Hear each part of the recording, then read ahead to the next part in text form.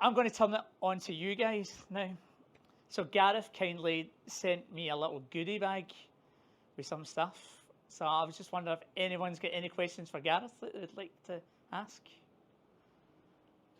Oh, jeez. You better ask questions, otherwise it's going to be a really short meeting. Yeah. We're going to go into the music questions soon. Gareth, you mentioned quite a lot there about telling stories. Yes.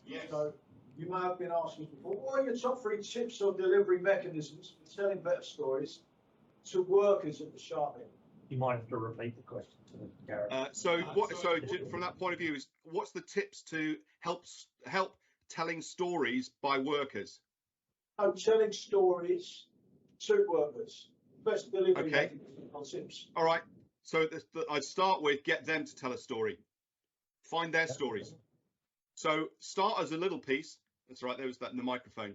So to start off with, the story that you want to initiate to get them has to put you in a place of vulnerability. If it's uncomfortable for you to tell a story about something that's gone wrong, adaptation, workaround, luck, then that's the story to tell. Because what you're trying to do is create trust straight away.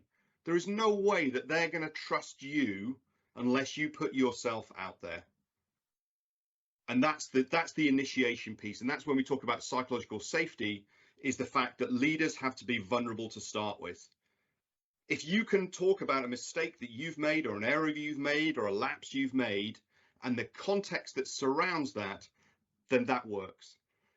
If you can get a story, if you want to pull stories out of others, encourage that story in others, is ask them about something that's got no jeopardy. So I just, at the start of this, we were talking about communication and sweaty socks.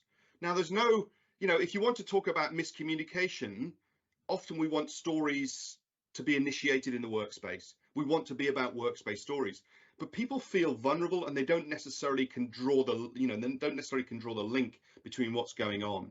So if you can create a story that shows the cognitive process, the social context, the peer pressure that's involved, then you can say to them, have you got an example in the workspace where you've got an issue about miscommunication? And then you can get those stories out. So be vulnerable, create a story or tell a story that brings the learning point out that is not about professional jeopardy, and then get them to say, okay, so do you understand how miscommunication can happen? Okay, tell us a story about miscommunication here, because now they've got an idea of what miscommunication looks like. Does that help? Yeah, thanks. Good on you, thank Cool. you. Michael?